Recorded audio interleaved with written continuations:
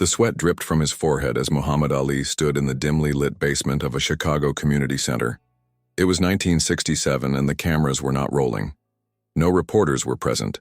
Just Ali and 12 young men who had gathered to hear him speak about something far more dangerous than any opponent he had ever faced in the ring. These were not boxing lessons. This was about survival in America. "Listen to me carefully," Ali said, his voice barely above a whisper. "What I am about to tell you will change how you see everything. The government, the media, the whole system. They do not want you to know this, but I am going to tell you anyway because someone has to." The young men leaned forward. They had come expecting to hear stories about boxing victories. Instead, they were about to learn secrets that would shake their understanding of the man they thought they knew. Muhammad Ali was not just a boxer. He was not just a conscientious objector. He was something much more complex, and the truth about his life would remain hidden for decades. "My real name is not Muhammad Ali," he began, "and my conversion to Islam was not what you think it was. There are things about my relationship with the Nation of Islam that even my closest friends do not know. Things about money, things about threats, things about deals made in dark rooms with people you would never suspect." One of the young men raised his hand. "What do you mean, champ?"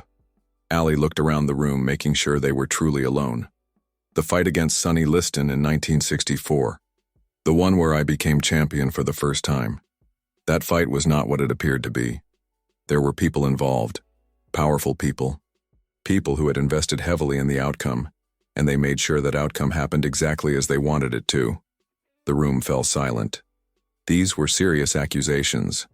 Match-fixing was not something anyone spoke about openly, especially not in boxing circles where such talk could get you killed. "But that is not the worst part," Ali continued. "The worst part is what happened after I refused to go to Vietnam.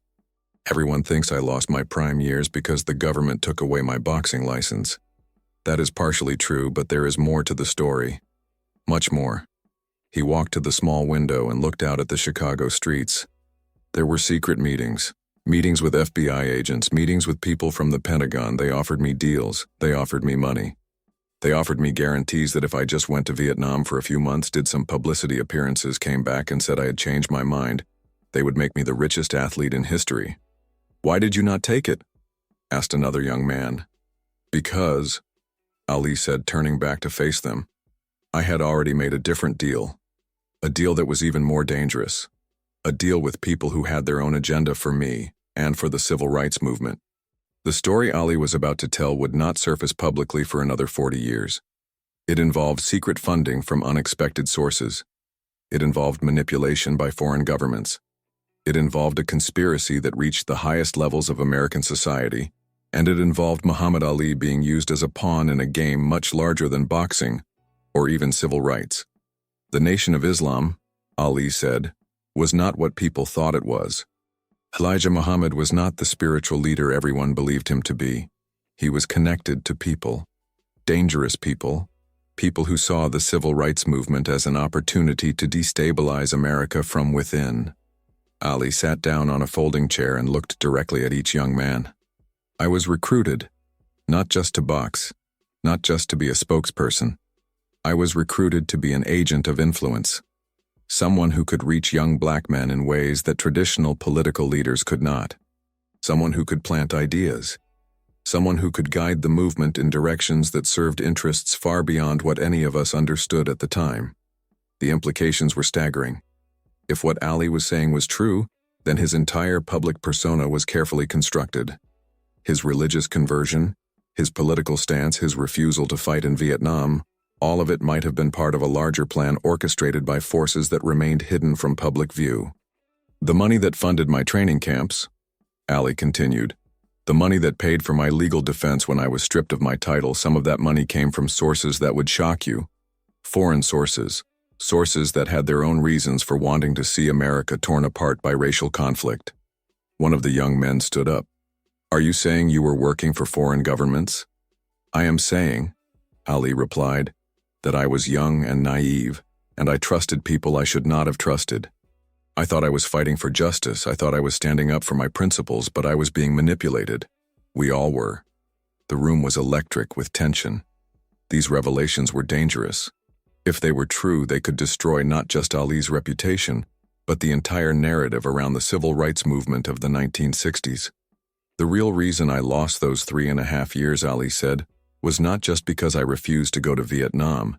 It was because I started asking questions.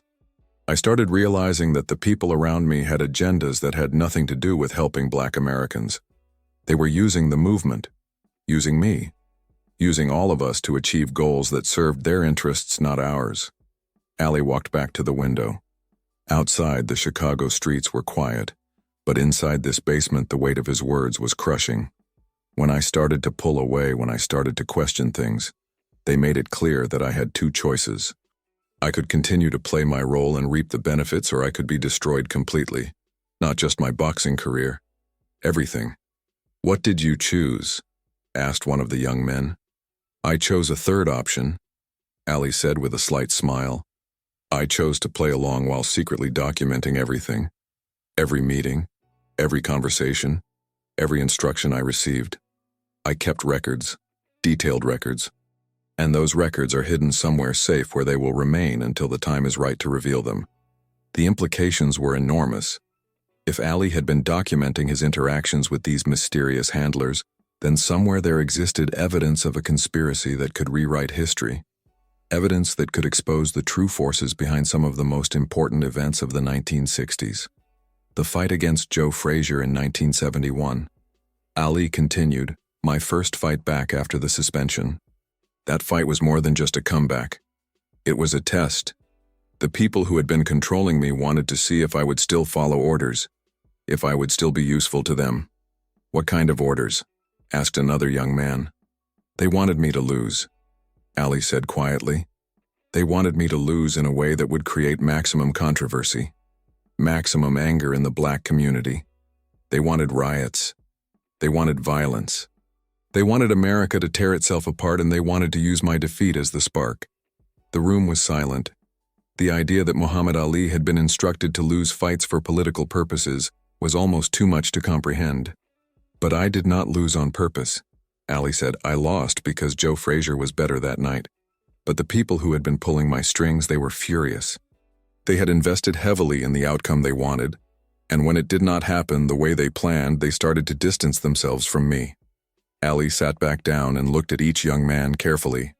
"This is why I am telling you this story. Because you need to understand that nothing in this world is what it appears to be.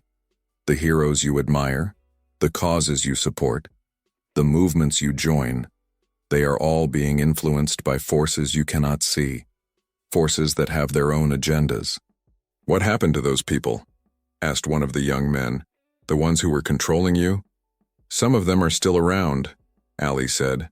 "Still pulling strings, still manipulating events. Some of them moved on to other projects, other athletes, other movements. And some of them," he paused, "some of them met unfortunate ends when they became liabilities." The threat was implicit, but clear. The people Ali was describing were dangerous, and they did not tolerate betrayal or exposure. The rumble in the jungle in 1974. Ali continued, "That fight in Zaire against George Foreman. Everyone thinks it was just a boxing match, but it was much more than that. It was a geopolitical event. The money that funded that fight came from sources that had interests in African politics. They wanted to use the fight to influence events across the continent." Ali stood up and began pacing. Don Mobutu, the dictator of Zaire, he was not just a boxing fan. He was a puppet of the same forces that had been manipulating me. The fight was used to legitimize his regime, to make him appear powerful and connected to important American figures. "Did you know this at the time?" asked one of the young men. "I suspected," Ali said, "but I did not have proof. It was not until years later that I understood the full scope of what was happening. How my career, my fights, my public statements were all being used to advance agendas that had nothing to do with boxing or civil rights." The story Ali was telling painted a picture of a world where nothing was as it seemed, where athletes and activists were pawns in games played by shadowy figures with unlimited resources and no moral constraints. The thriller in Manila in 1975. Ali continued, "My third fight with Joe Frazier. That fight nearly killed both of us, but it served its purpose. It distracted the American public from other events that were happening at the same time. Events that the people controlling me did not want scrutinized too closely. What kind of events? Asked another young man. Government operations. Ali said. Operations in Southeast Asia and Africa and South America. Operations that were illegal and immoral, but necessary for maintaining American power around the world. My fights were spectacles designed to keep people focused on entertainment instead of asking difficult questions about what their government was doing. Ali walked back to the window and looked out at the darkening Chicago sky. This is the real reason I am here tonight.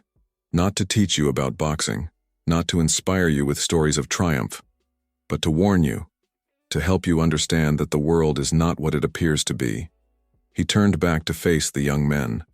Every hero you admire, every leader you follow, every cause you support, ask yourself who benefits. Ask yourself who is pulling the strings. Ask yourself what agenda is really being served. What about you now? Asked one of the young men. Are you still being controlled? Ali smiled sadly. I am trying to break free, but it is not easy. These people, they do not let go easily. They have invested too much in me to simply walk away. But I am documenting everything, building a case, gathering evidence. And when the time is right, when I have enough proof, I will expose them all. When will that be? Asked another young man. Maybe never, Ali said honestly. Maybe they will find a way to stop me before I can reveal the truth. Maybe they will discredit me or worse, but I have to try. I owe it to all the people who believed in me, all the people who thought I was fighting for them when I was really being used against them. The meeting was coming to an end. Ali looked at his watch and realized he had been talking for over 2 hours. Outside the community center, the streets of Chicago were empty and dark. Remember what I have told you tonight, Ali said, but be careful who you share it with. These are dangerous secrets, and the people who want them kept secret are dangerous people. They have unlimited resources and they will not hesitate to destroy anyone who threatens their operations. The young men nodded solemnly. They understood that they had been entrusted with information that could change everything if it ever became public. Will we see you again? Asked one of them. Maybe, Ali said, but probably not. After tonight I will have to be even more careful, even more guarded. The people watching me, they will know that I have been talking. They will increase their surveillance. They will look for any excuse to silence me permanently. Ali walked toward the door, then stopped and turned back one final time. If something happens to me, if I have an accident or get sick unexpectedly or simply disappear, remember this conversation, remember what I told you, and find a way to make sure the truth comes out. With that, Muhammad Ali walked out of the Chicago Community Center and into the night. The 12 young men sat in silence for several minutes, processing what they had heard. They had come expecting to meet a boxing legend. Instead, they had encountered a man trapped in a web of conspiracy and manipulation that reached the highest levels of power. Years later, when Muhammad Ali developed Parkinson's disease, some of those young men would wonder if his condition was really the result of too many punches to the head or if it was something more sinister. They would remember his warnings about dangerous people who did not tolerate betrayal. They would remember his promise to expose the truth when the time was right. And they would wonder if that time would ever come, or if the secrets Muhammad Ali carried would die with him. The truth about Muhammad Ali, the truth he shared that night in Chicago, remains hidden to this day. But somewhere in a safe place, the documentation he promised to gather may still exist. Evidence of a conspiracy that used one of America's greatest athletes as a pawn in games that ordinary people were never meant to understand. If you made it this far and felt every word, you will not leave without subscribing, right? I tell these stories with my heart on my sleeve to reach people like you who feel, who get moved, who live. If this really touched you, give back, comment, subscribe. Join this family with me until the next video.